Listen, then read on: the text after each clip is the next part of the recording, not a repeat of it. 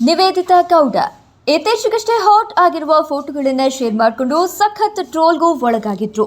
ಆದರೆ ಯಾವುದಕ್ಕೂ ಕ್ಯಾರೆ ಎನ್ನದ ನಿವೇದಿತಾ ಗೌಡ ಮತ್ತಷ್ಟು ಹಾಟ್ ಫೋಟೋಗಳನ್ನು ಶೇರ್ ಮಾಡಿಕೊಂಡು ಸಖತ್ ಸುದ್ದಿಯಲ್ಲಿ ಇರ್ತಾರೆ.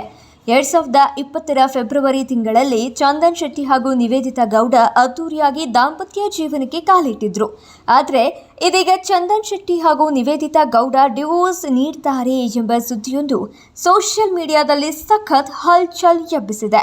ಹೌದು, ಚಂದನ್ ಶೆಟ್ಟಿ ಹಾಗೂ ನಿವೇದಿತಾ ಗೌಡ ಸಂಸಾರದಲ್ಲಿ ಅಷ್ಟಾಗಿ ಏನೂ ಸರಿ ಇಲ್ವಂತೆ.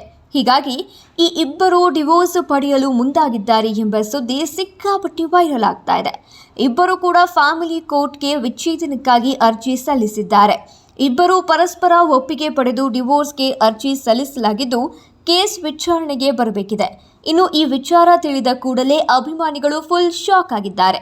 ಆದರೆ ಈ ಬಗ್ಗೆ ಚಂದನ್ ಶೆಟ್ಟಿ ಹಾಗೂ ನಿವೇದಿತಾ ಗೌಡ ಅವರ ಕಡೆಯಿಂದ ಯಾವುದೇ ಮಾಹಿತಿ ಸಿಕ್ಕಿಲ್ಲ. ಇನ್ನು ಚಂದನ್ ಶೆಟ್ಟಿ ಹಾಗೂ ನಿವೇದಿತಾ ಗೌಡ ಇಬ್ಬರು ಭೇಟಿಯಾಗಿದ್ದು ಬಿಗ್ ಬಾಸ್ ಕಾರ್ಯಕ್ರಮದಿಂದ. ಬಿಗ್ ಬಾಸ್ ಶೋನಲ್ಲಿ ಚಂದನ್ ಶೆಟ್ಟಿ ಹಾಗೂ ನಿವೇದಿತಾ ಗೌಡ ಸ್ಪರ್ಧಿಸಿದ್ರು. ಅಲ್ಲಿಂದಾನೇ ಇಬ್ಬರ ಮಧ್ಯೆ ಆತ್ಮೀಯತೆ ಬೆಳೀತು.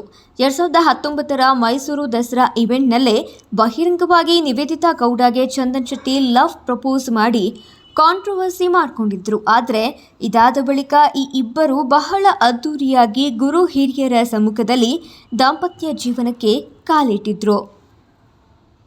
ಹೆಚ್ಚಿನ ಅಪ್ಡೇಟ್ಸ್ಗಾಗಿ ನೋಡ್ತಾ ಇರಿ ಭಾರತ್ ಒನ್.